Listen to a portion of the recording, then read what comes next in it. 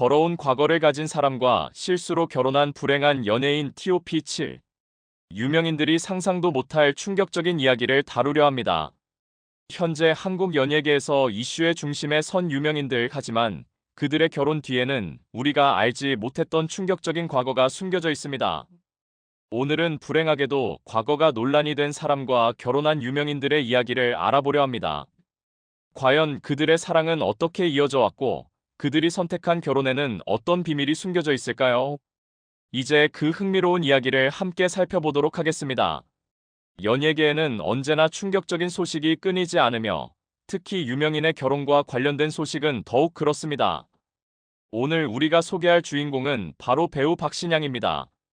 그가 부유하고 과거가 불미스러운 아내와 결혼한 것이 불운인지 아니면 운이 좋은 것인지 잘 모르겠습니다.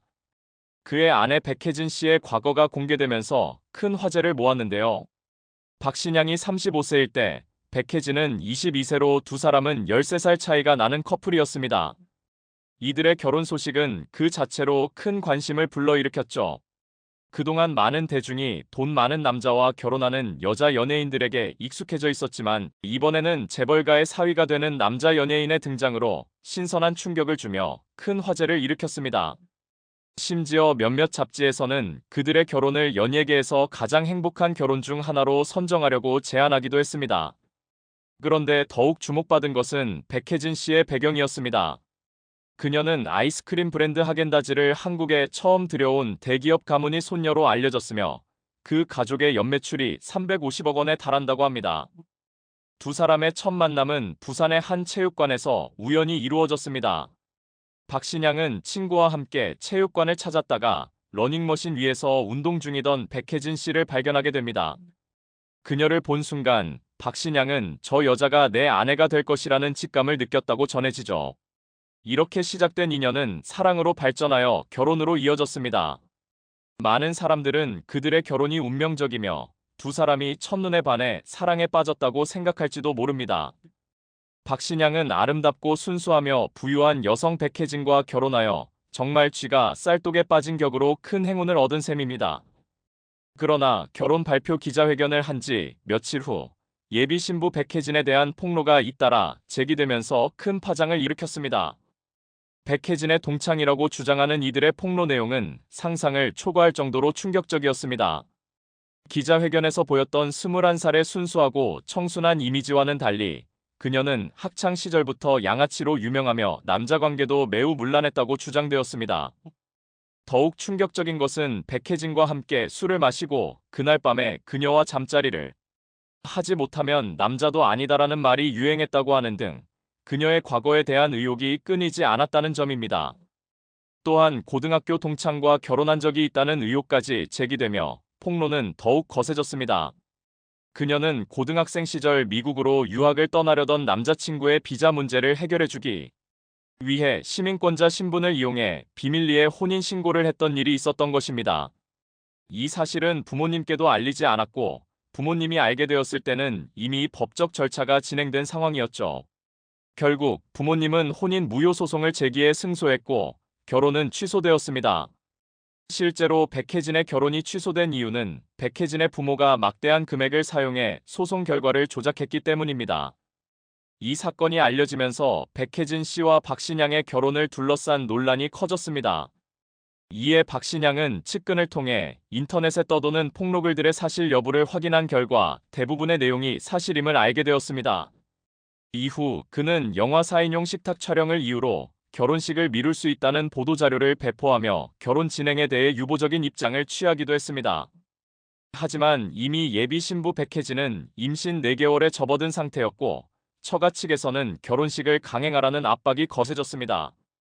결국 박신양은 극심한 스트레스를 받은 나머지 결혼식 한 달도 채 남지 않은 시점에서 수면제를 과다 복용하는 사건이 발생했습니다. 소속사는 박신양이 감기약을 복용한 뒤 잠이 오지 않아 수면제를 먹었다고 해명하며 불필요한 추측을 자제해달라고 요청했지만 조사 결과 그가 복용한 수면제가 30알이 넘었다는 사실이 밝혀졌고 이를 통해 박신양이 겪은 심리적 고통이 얼마나 컸는지 알 수 있었습니다. 결국 결혼식은 예정대로 2002년 10월에 강행되었고 박신양은 아내의 과거를 감싸며 큰 상처를 입었지만 동시에 상당한 재산을 얻게 되었습니다. 백혜진 씨의 결혼은 여전히 많은 사람들의 호기심을 자아내고 있지만 백혜진 씨는 아내의 과거를 잊은 듯하며 언론을 통해 아내를 자랑하며 그녀를 보호하려는 노력을 기울이고 있습니다. 그는 우리 혜진이가 무슨 우주에서 온 사람도 아닌데 과거를 포함해 사랑하는 것은 당연한 일이다라며 아내의 과거를 품어주었습니다. 박신양의 이런 태도에 많은 사람들이 그의 결단력과 진정한 사랑에 감동을 받았습니다. 그의 아내를 지키려는 의지는 팬들에게도 깊은 감명을 주었습니다. 하지만 많은 사람들은 박신양이 과거가 깨끗하지 않은 아내를 받아들여 어리석고 불운하다고 생각하기도 합니다. 또한 일부 사람들은 박신양이 백혜진 부모의 거대한 재산에 눈이 멀었다고 생각합니다. 시간이 지나면서 두 사람의 결혼 생활은 점점 안정되었고 이제 서로에게 든든한 버팀목이 되어주고 있습니다. 이 사건은 화려한 연예계 속에서도 진정한 사랑과 헌신이 존재함을 보여주는 이야기라 할 수 있겠습니다. 최근 박신양 씨가 장인과 장모님의 지원을 받아 연예계에 복귀했다는 소식이 전해지며 많은 이들의 관심을 받고 있습니다. 그는 11년 만에 스크린에 복귀하는 영화 사흘에서 주연을 맡아 화제를 모으고 있습니다. 박신양의 이야기는 단순한 연예인 스캔들이 아니라 진정한 사랑과 신뢰의 의미를 다시 생각하게 만드는 메시지를 전달하고 있습니다. 6위는 유유상종의 대표적인 사례로 강래호입니다. 대한민국을 대표하는 스타 셰프 중 한 명인 강래호는 마스터셰프 코리아에서 이름을 알렸고 요리보다는 방송 활동을 중심으로 하는 셀러브리티 셰프로 자리 잡았습니다. 특히 요리 서바이벌 프로그램에서 날카롭고 까칠한 모습으로 주목을 받았지만 그에 대한 대중의 시선은 다소 부정적이었습니다. 그런 강래호가 2012년에 결혼을 발표했는데 그의 배우자 또한 강래호 못지않은 인물인 박선주였습니다. 박선주는 뛰어난 싱어송라이터이자 최근에는 보컬 트레이너로 인정받고 있지만 그녀는 과거에 여러 번의 범죄 기록이 있어 결혼에 대한 우려의 목소리가 많았습니다. 박선주는 2005년에 음주운전, 2009년에 무면허 운전으로 입건된 적이 있으며 2008년에는 힙합 그룹 업타운의 멤버인 스티브 김과 함께 엑스터시를 복용한 사실이 있었습니다. 엑스터시의 각성 효과로 인해 당시 발라드 가수로 활동하던 박선주의 행동은 대중에게 큰 실망을 안겼습니다. 이러한 박선주의 전과가 알려지면서 강래호가 성급하게 결혼을 결심한 것 아니냐는 우려가 제기되었습니다. 게다가 강래호가 주장했던 해외 유명 레스토랑에서의 경력에 대한 의혹도 있었습니다. 그러나 그는 이에 대해 명확한 해명을 내놓지 못한 상태였습니다. 이러한 이유로 두 사람의 결혼은 유유상종이라는 시각이 지배적이었습니다. 2021년 5월 요리할래오라는 이름으로 유튜브 활동을 시작한 강래호 셰프는 다양한 요리 레시피와 먹방 콘텐츠를 선보이며 큰 사랑을 받았습니다. 특히 딸과 함께 출연한 영상들은 많은 이들에게 훈훈함을 선사하며 화제를 모으기도 했죠. 하지만 2022년 7월 갑작스러운 하차 소식을 전하며 팬들을 안타깝게 했습니다. 이후 채널명은 요리할래요로 변경되었고 2023년에는 푸아아 TV FOD로 바뀌면서 새로운 시작을 알렸습니다. 현재 강래호 셰프는 2024년 6월 13일 강래호라는 이름의 새로운 유튜브 채널을 개설하며 본격적인 활동을 재개했습니다. 5위는 자신의 도리를 다하고 있는 이재훈입니다. 혼성그룹 쿨의 이재훈의 사연을 이해하려면 연예계의 마당발로 알려진 신마담에 대해 잠시 알아볼 필요가 있습니다. 신마담은 TV에 출연하는 연예인들 대부분과 친분이 깊으며 연예계의 크고 작은 사건에 자주 연루된 화류계의 원티어로 불렸습니다. 이재훈은 결혼 11년 만에 결혼 사실을 공개했는데 그 배경에는 신마담의 개입이 있었습니다. 예송 가구 창업주의 아들이자 인기 스타였던 이재훈은 집안 배경을 알던 연예계 인사들과 신마담의 업소 여성들 사이에서 일찍이 워너비로 손꼽혔습니다. 덕분에 이재훈은 신마담의 VVIP가 되었고 신마담은 이재훈이 선호하는 도시적이고 세련된 여성들을 소개했습니다. 그중 한 명이 바로 유리라는 여성이었습니다. 이재훈과 유리는 한동안 캐주얼한 만남을 이어가던 중 야니가 이재훈의 아이를 임신하게 되었습니다. 이재훈의 반대에도 불구하고 야니는 출산을 강행했고 이로 인해 집안에서는 큰 갈등이 시작되었습니다. 이재훈의 집안은 화류계 출신의 며느리를 받아들일 수 없다는 입장이었고 결국 혼인신고도 하지 못한 채 아이는 엄마의 성을 따르게 되었습니다. 2010년에 딸을, 2013년에 아들을 얻은 야니는 이재훈의 설득으로 아이들과 함께 미국으로 떠났고 이 사실은 미국 내 한인 커뮤니티에서 이재훈의 사실혼 관계가 폭로되며 드러났습니다. 이후 이재훈은 11년간의 총각 행세를 끝내고 자신의 팬카페를 통해 결혼 사실을 인정했습니다. 그러나 2021년 배우 김선호 협박녀로 유명한 최영아와 술자리를 함께하는 모습이 포착되며 다시 구설수에 올랐습니다. 그럼에도 불구하고 이재훈은 양육비를 꼬박꼬박 송금하며 남편으로서의 도리를 다하고 있다는 평가를 받고 있습니다. 4위는 사극을 좋아하지만 허준만큼은 보지 않는 조성모입니다. 신이 내린 미성이라는 호평을 받으며 발라드 황태자로 등장한 조성모는 2010년 MBC 공채 탤런트 출신인 구민지와 급작스럽게 결혼 발표를 했습니다. 이 결혼에 대해 여자 쪽에서 조성모의 15억 원을 해결해주는 조건으로 결혼했다는 엉뚱한 루머가 돌기도 했습니다. 그러나 더 큰 문제는 몇몇 누리꾼들이 구민지의 충격적인 과거 스캔들을 재조명하기 시작한 것입니다. 구민지의 과거는 드라마 허준으로 인기를 끌었던 배우 정광열의 오피스텔에서 발생한 스토킹 사건과 얽혀 있습니다. 2001년 정광열의 오피스텔에 여성 스토커가 침입해 정광열을 포함한 함께 있던 여성 한 명을 폭행한 사건이 발생했는데 이 여성 스토커가 당시 혼성 그룹 쿨의 래퍼 김성수와 교제 중이던 구민지라는 사실이 밝혀졌습니다. 당시 김성수와 구민지는 공개 데이트를 즐기며 열애 사실을 부인하지 않았고 결혼설까지 돌고 있었습니다.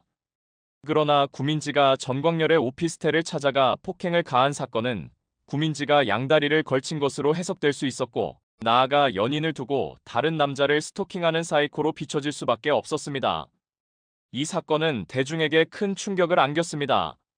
결국 김성수는 구민지를 손절하며 이 사건은 급히 정리되었고 서서히 잊혀져 갔습니다. 그런데 시간이 흐른 후 구민지가 다시 등장한 것이 바로 조성모와의 결혼이었습니다. 예식을 앞두고 기자회견을 연 조성모는 아내는 내가 소중히 지키고 아껴야 할 사람이고 만약 과거에 아내가 그런 행동을 했다 해도 사랑하고 아내로 맞았을 것이라며 의연하게 예비 아내를 감싸주었고 팬들을 감동시켰습니다.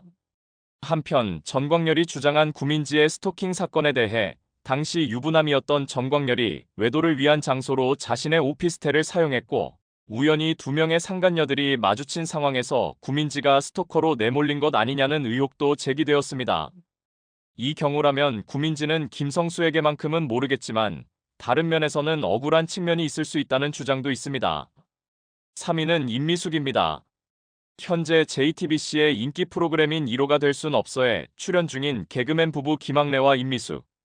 이 프로그램의 인기가 높아지면서 두 사람은 제2의 전성기를 맞이한 듯한 주목을 받고 있습니다. 현재 임미숙은 중식당 사업에 성공을 거두었고 외동아들도 잘 자라 행복하게 살아가고 있는 모습입니다. 하지만 지금의 자리에 오기까지 임미숙은 많은 고통을 겪어야 했다고 합니다. 과거 임미숙과 김학래 두 사람 중에서 임미숙이 훨씬 더 큰 인기를 얻고 있었고 김학래는 상대적으로 인지도가 낮았습니다. 임미숙을 좋아하던 다른 개그맨들의 고민을 들어주던 김학래는 결국 자신도 그녀에게 마음을 주게 되었고 오랜 시간의 노력 끝에 두 사람은 연애를 시작하게 됩니다. 1년 뒤 그들은 결혼을 결심하게 되었죠. 임미숙은 결혼에 대해 많은 고민을 했지만 김학래는 교회까지 다니며 성심껏 노력한 끝에 결국 결혼에 이르게 되었습니다. 결혼 전 김학래는 결혼을 위한 마지막 시도로 그런 모습을 보였을지 모르지만 결혼 후 본 모습을 드러내기 시작했습니다. 김학래와 임미숙은 한 예능 프로그램에서 그 당시의 상황에 대해 이야기한 적이 있었는데요. 결혼 후 김학래는 원당의 피자 가게를 열었습니다. 처음엔 가게가 잘 되기도 했지만 나중에 대형 피자 브랜드 가게가 생기면서 결국 사업이 망하게 되었죠. 문제는 김학래가 이 동네에서 연상의 여성과 불편한 관계를 맺고 있었다는 사실이었습니다. 이를 알게 된 임미숙은 큰 충격에 빠지게 되었다고 합니다. 임미숙은 결혼 생활 동안 여러 번 김학래의 바람을 겪었다고 고백했는데 그녀는 한 인터뷰에서 처음에는 주변 사람들이 말해줘서 알았다. 혼자서 많이 울었고 어린 아들이 왜 우냐고 물어보면 행복해서 운다라고 거짓말을 했던 적도 있다라고 말해 많은 이들의 가슴을 아프게 했습니다. 이런 일들이 반복되었고 결국 임미숙은 공황장애에 시달리게 되었다고 합니다. 연예인이라는 이유로 사실을 밝히지 못했던 그녀는 끝내 남편을 탓하기보다는 사랑을 더 주기로 결심했다고 전했습니다. 그렇게 그녀는 남편의 잘못을 용서할 수 있었다고 합니다. 임미숙의 이러한 마음가짐 덕분에 두 사람은 지금까지도 부부로서의 연을 이어가며 평온한 노후를 보내고 있는 것으로 보입니다. 정말 많은 고생을 했던 임미숙. 이제 남은 삶은 편안하게 살아가길 진심으로 바랍니다. 2위는 강우입니다. 한편 KBS 1TV의 인기 프로그램 인간극장에서는 특별한 가족 이야기가 방영되어 시청자들에게 큰 감동을 전했습니다. 지민이의 입양일기라는 제목으로 방송된 이 에피소드에서 강우와 이지민 부부가 입양한 아들 상과 함께 겪은 이야기가 공개되었는데요. 이들의 이야기는 단순한 가족사를 넘어 사랑과 헌신, 그리고 진정한 부모의 의미를 되새기게 했습니다. 강우와 이지민 부부는 아이를 간절히 바라던 부부였습니다. 여러 차례 임신을 시도했지만 실패를 거듭한 후 입양을 통해 새로운 가족을 이루기로 결심하게 되었죠. 그들이 선택한 아이는 바로 산이었고 그들은 산을 친자식처럼 사랑하며 키우기로 다짐했습니다. 하지만 입양 과정은 결코 순탄치 않았습니다. 특히 산이 어린 나이에 경험한 상실감과 두려움은 부부에게 큰 도전으로 다가왔습니다. 이지민 씨는 산과의 첫 만남을 떠올리며 눈시울을 붉혔습니다. 산은 자신을 돌봐주던 어린이집 교사를 엄마라고 부르며 따랐는데 그 모습을 본 이지민 씨는 어쩔 수 없는 질투와 슬픔을 느꼈다고 고백했습니다. 산이가 어린이집 선생님을 엄마라고 부를 때마다 제 마음은 무너졌어요. 하지만 그 아이의 상처와 두려움을 이해하려고 애썼습니다. 입양 후 집으로 돌아가는 날, 산은 어린이집 교사와 헤어지는 순간을 맞았고 차 안에서 엄마라고 부르며 굴먹였지만 집에 도착한 후에는 그 호칭을 더 이상 사용하지 않았습니다. 이지민 씨는 그날을 회상하며 그때 산이가 비로소 저를 진짜 엄마로 받아들이기 시작한 것 같았어요. 그 감정은 말로 다 할 수 없었지만 저는 그 아이가 저를 엄마라고 부를 때까지 기다려야 한다는 걸 알았습니다라며 눈물을 보였습니다. 산이 가족의 일원이 되어가는 과정은 강우와 이지민 부부에게 감동적이면서도 어려운 여정이었습니다. 산은 새로운 환경에서 점차 마음을 열기 시작했고 부부는 그가 안정감을 느끼고 신뢰를 쌓을 수 있도록 온 힘을 다했습니다. 특히 강우 씨는 친부로 다가가기 위해 많은 노력을 기울였고 그 과정에서 느꼈던 좌절과 기쁨을 솔직히 털어놓았습니다. 그는 산이가 처음 저를 아빠라고 불렀을 때 그 순간이 정말 하늘을 나는 것 같았어요. 그때야 비로소 우리가 진짜 가족이 되었구나 하고 느꼈습니다라며 그 감격스러운 순간을 떠올렸습니다. 강우 씨에게 산은 그저 입양된 아이가 아닌 자신의 아들이었습니다. 이 이야기는 단순한 입양을 넘어 진정한 부모와 가족의 의미를 깊이 생각하게 만듭니다. 이지민 씨는 산이가 우리 곁에 온 뒤로 제 삶은 완전히 달라졌어요. 이제 어떤 것도 두렵지 않아요. 산이가 저를 엄마라고 불러주면서 우리는 진짜 가족이 되었으니까요 라며 방송을 마무리했습니다. 인간극장을 통해 공개된 이들 가족의 이야기는 많은 이들에게 큰 울림을 주었으며 입양이 단순한 법적 절차를 넘어 진정한 사랑과 신뢰를 쌓아가는 여정임을 일깨워 주었습니다. 강우와 이지민 부부의 헌신적인 모습은 우리 모두에게 가족의 의미를 되새기게 하는 깊은 감동을 안겨주었습니다. 1위는 이병헌입니다. 이민정과 이병헌의 결혼과 그에 얽힌 스캔들에 대한 이야기는 대중에게 큰 충격을 주었으며 이병헌 사건은 그 중에서도 많은 논란을 불러일으킨 사건입니다. 당시 이병헌이 임신 중인 아내인 이민정과의 관계를 둘러싸고 벌어진 불륜 스캔들은 대중의 이목을 끌었고 이병헌은 자신의 부적절한 행동으로 여러 비판을 받았습니다. 특히 그는 술자리에서 여성들과 성적인 농담을 하고 불필요하게 경제적 지원을 제한하는 등의 행동으로 논란이 일었습니다. 이병헌과 여성들 간의 관계에서 보여진 모습은 이민정에게는 큰 충격이었을 것이며 이후 이 사건은 그의 이미지에 심각한 타격을 입혔습니다.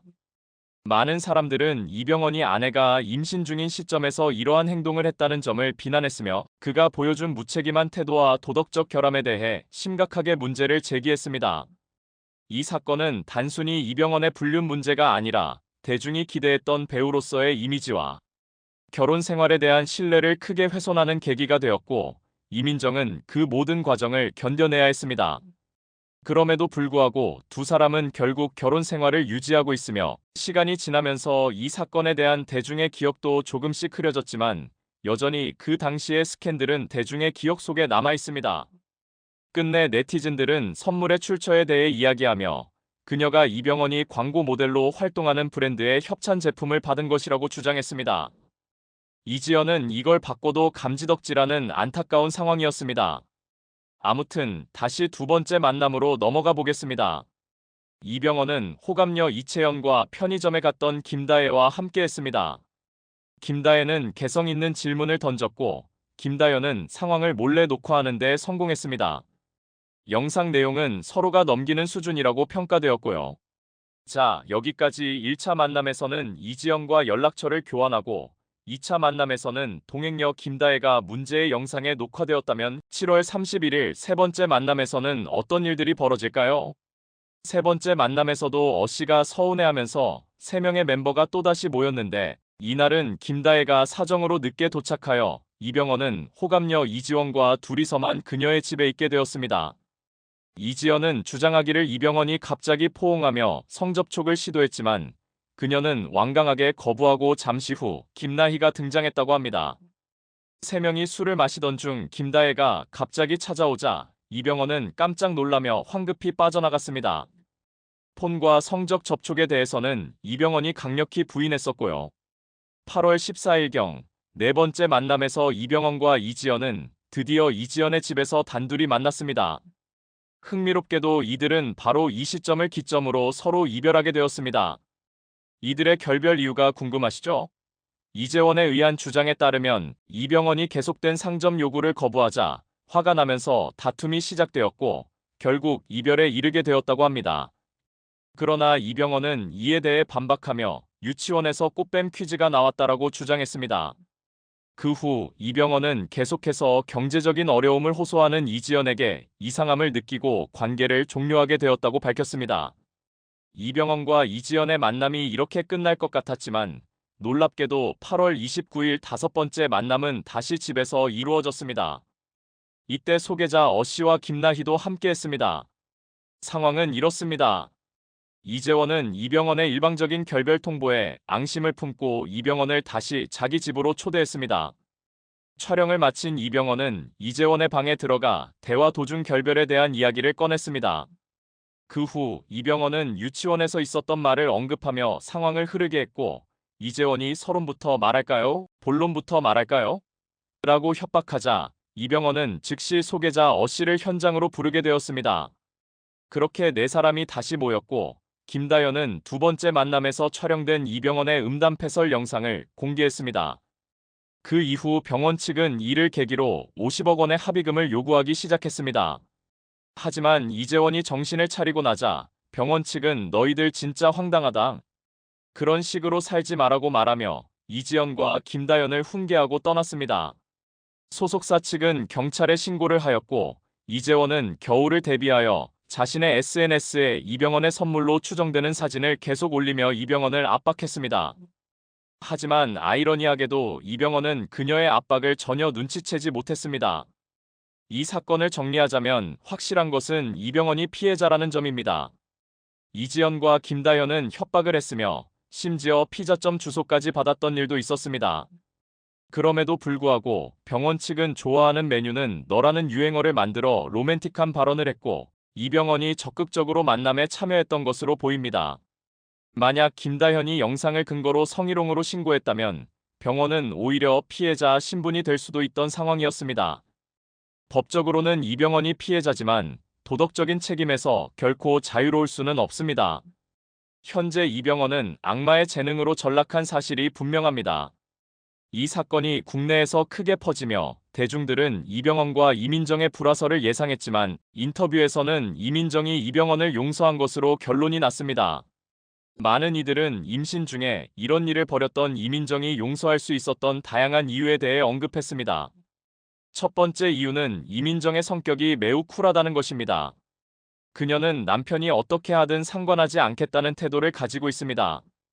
두 번째는 이민정이 이병헌을 정말 사랑했기 때문입니다. 이번 일은 사랑이 아니면 도저히 용서할 수 없는 일이었습니다. 세 번째는 이병헌의 재산과 능력 때문입니다. 보통 남편들은 엄청난 체력을 지니고 있어 바람을 피워도 쉽게 용서받곤 합니다.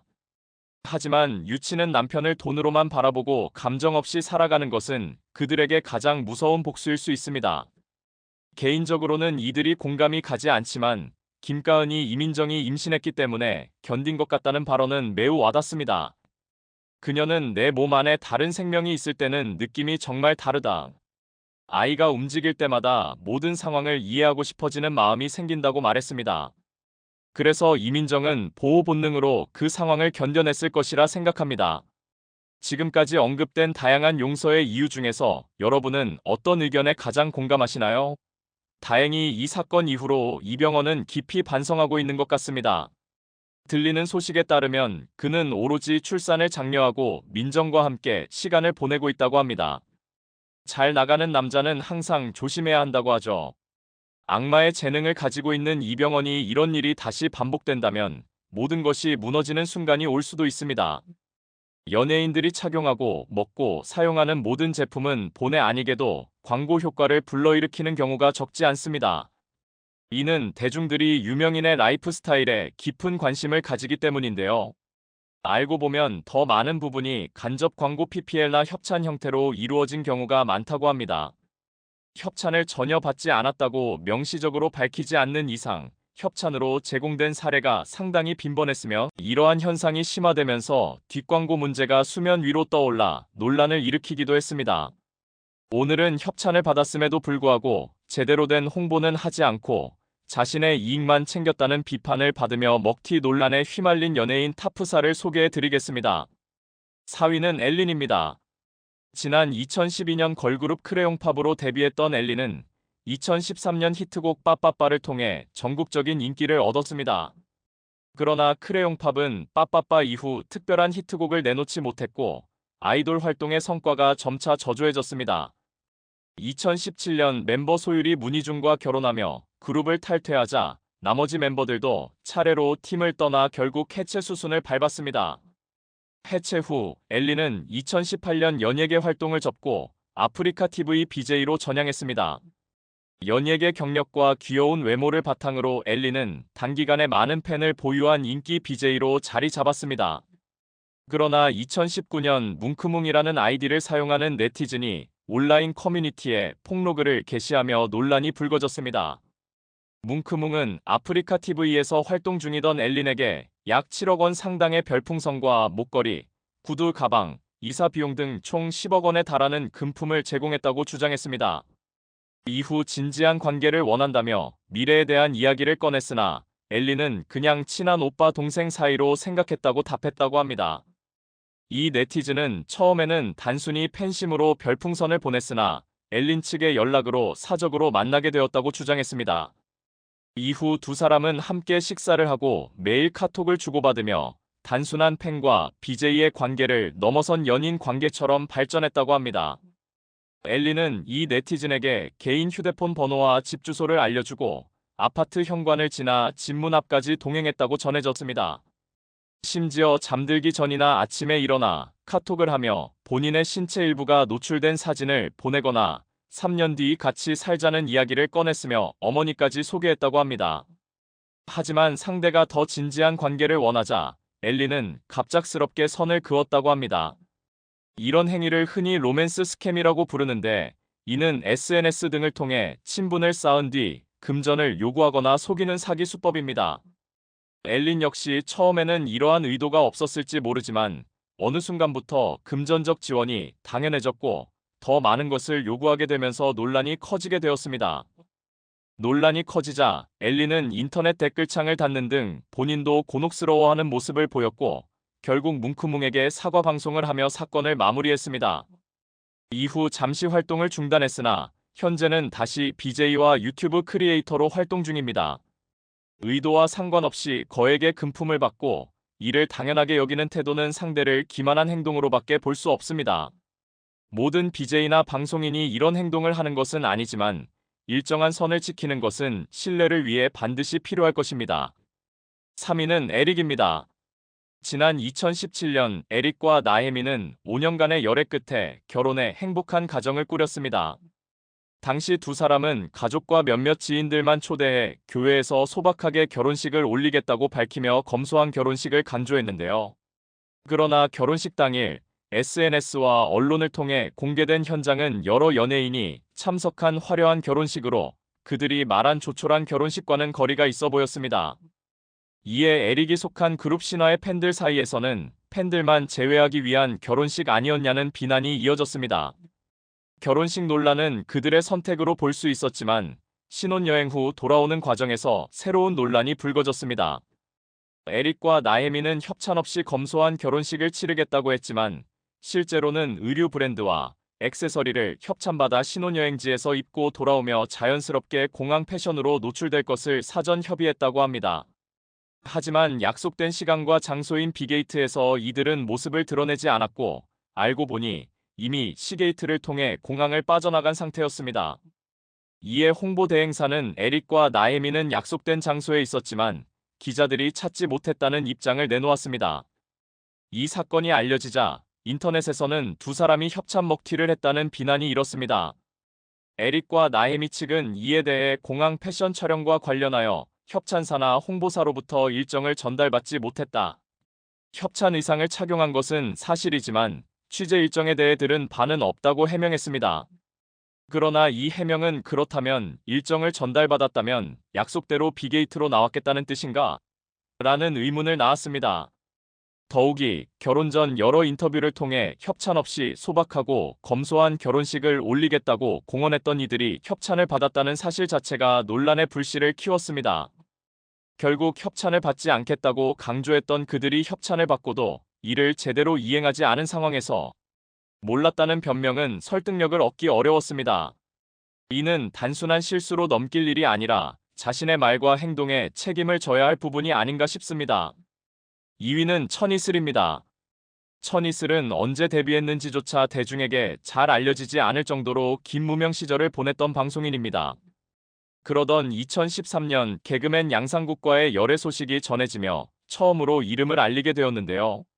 추남과 미녀라는 타이틀로 양상국과 함께 여러 예능 프로그램에 출연하고 광고까지 촬영하며 주목받았습니다. 2014년에는 한 예능 프로그램에 출연해 자연미인으로 성형수술을 한 적이 없다는 발언으로 화제를 모으기도 했습니다.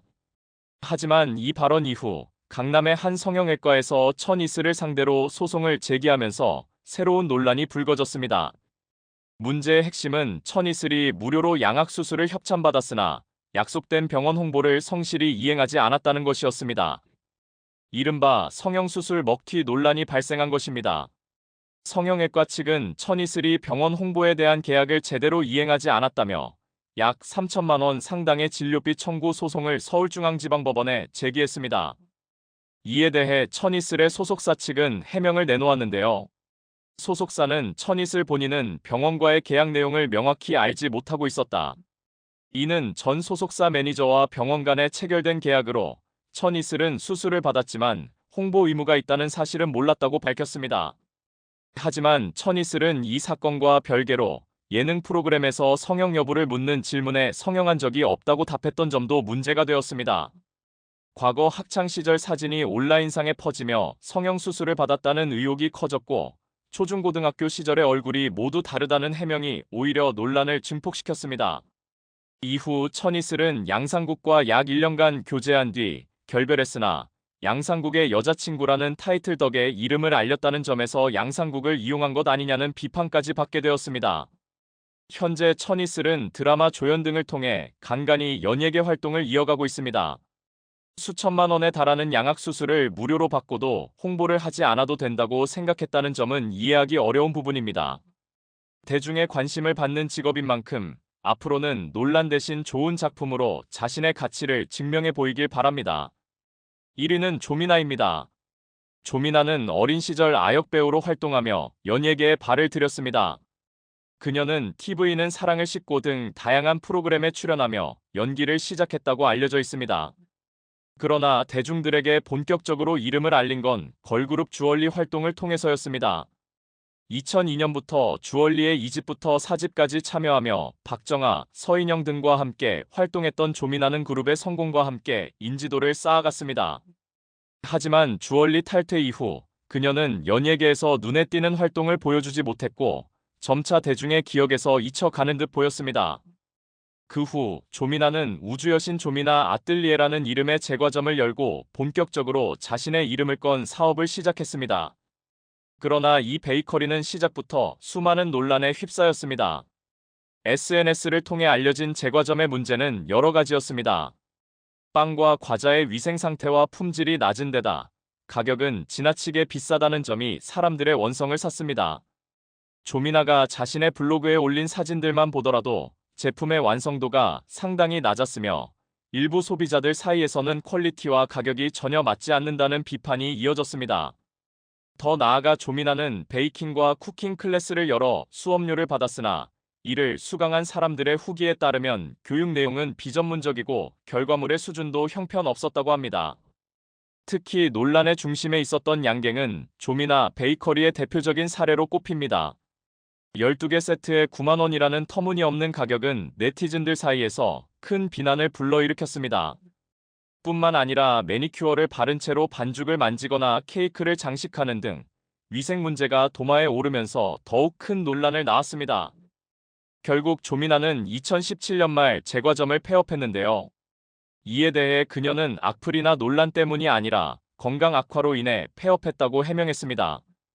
현재 조민아는 일반인 남성과 결혼해 가정을 이루고 있으며 평범한 생활을 이어가고 있는 것으로 알려졌습니다.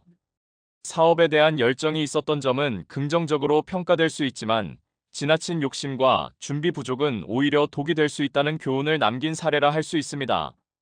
앞으로는 대중과의 신뢰를 바탕으로 긍정적인 행보를 보여주길 기대해 봅니다. 시청해주셔서 감사합니다.